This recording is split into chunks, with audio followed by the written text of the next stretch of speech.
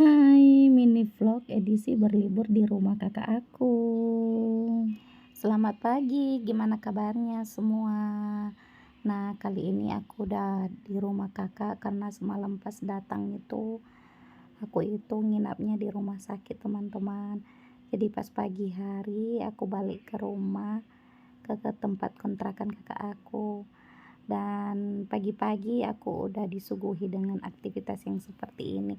Sama seperti aku berada di rumah sendiri, teman-teman ya. Jadi nggak ada bedanya aku di rumah orang, di rumah sendiri, di rumah saudara. Aku tetap melakukan aktivitas karena kita harus membiasakan teman-teman kita itu kalau ke rumah orangnya kita tidak boleh menjadi beban, paling tidak kita itu bisa menjadi berkat. Apalagi kalau kakak aku ini anaknya lagi sakit, jadi sebisa mungkin aku harus ringankan pekerjaannya. Nah, di sini aku lagi mau masak karena kebetulan keponakan aku itu yang lagi sakit itu udah diperbolehkan untuk pulang ke rumah. Dan oke, potong-potong sayurnya udah selesai. Sekarang saya waktunya mau goreng ikan, dan sambil goreng ikan saya mau ngulek cabenya. Di sini sebenarnya ada blender, cuman kalau diulek itu rasanya lebih enak aja, lebih gurih rasanya gitu ya. Oke, di sini kita mau cerita ya, karena ini juga sebuah pengalaman ya buat aku atau juga buat teman-teman semua. Jadi semalam itu aku mau cerita pas aku datang atau aku dari rumah sampai ke rumah kakakku itu aku naik travel. Nah, di situ travel itu kebetulan sopirnya itu cewek, dan dia satu-satunya travel cewek yang saya tahu ya selama saya naik travel ya. Satu-satunya dia travel yang cewek yang bawa mobil antar kota gitu ya. Lanjut, ceritanya bersambung ya untuk cerita soal pengalaman aku yang semalam. Nah, di sini udah keesokan harinya kita mau bawa adik itu, keponakan aku itu ke klinik karena dia mau rawat jalan. Ya, kita udah nyampe di klinik sebelum ponakanku itu dirawat, diperiksa. Di sini kita mau nunggu dulu. Oke, inilah keseruan kami setelah udah sampai di rumah. Sebenarnya ini ponakanku ini gemuk kemarin, cuman karena dia lagi sakit jadi agak kurusan. Nah, dia lagi main-main. Dan ini keponakan aku yang lain yang embul-embul, yang keras kepalanya minta ampun, ditegur nggak mau dengar. Dan kita lagi nonton-nonton bareng. Kebetulan karena ada aku di sini, jadi saya bebasin dulu untuk pegang HP. Ntar kalau aku nggak ada ya udah, mereka nggak diperbolehkan lagi lihat HP. Nah, ini dia si embul-embul ini, aduh lucunya ya ampun. Ada nggak sih yang punya keponakan kayak aku gitu yang lucunya? Oke, tidak terasa libur pun telah usai dan waktunya saya balik ke Gunung Sitoli. Dan rasanya sedih banget, nggak terasa beberapa hari ada di sini karena ditemanin sama keponakan-keponakan yang lucu gitu. Sedih sih sebenarnya rasanya, karena rasanya masih belum puas gitu melepaskan rasa kangen sama mereka. Tapi ya udahlah, karena kita juga mau besok mau kerja, mau nggak mau saya harus pulang karena di rumah juga karena ada bapak sama mama saya yang harus. Oke, sambil menikmati perjalanannya aku mau lanjutin cerita aku yang tadi yang sempat tertunda. Nah, kebetulan yang kakak yang bawa aku saat aku datang ke rumah kakak itu juga yang bawa aku saat aku pulang. Nah, kita itu kan pulangnya sore-sore sekitar jam 6. Jadi aku mau lanjutin ceritanya ya. Jadi kebetulan kakak ini kan suaminya itu kan meninggal muda, dan mereka itu punya 4 orang anak gitu yang masih kecil-kecil.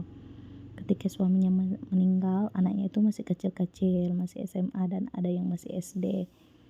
Jadi kebetulan kan namanya juga di kampung kan, mereka punya rumah, dan rumah itu setelah suaminya meninggal, rumah itu direbut sama saudara suaminya.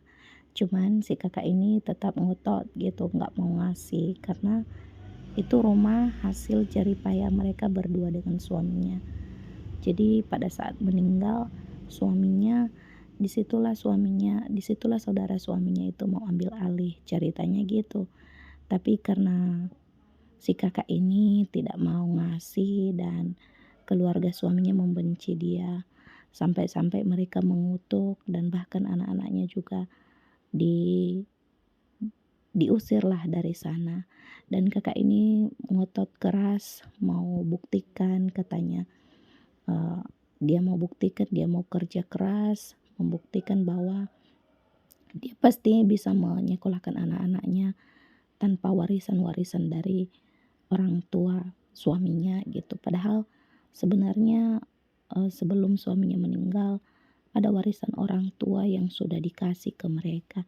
Cuman ketika suaminya meninggal itu warisan itu sudah tidak dikasih lagi dan mereka tidak punya bagian. Jadi yang dipertahankannya itu cuma rumah yang mereka bangun.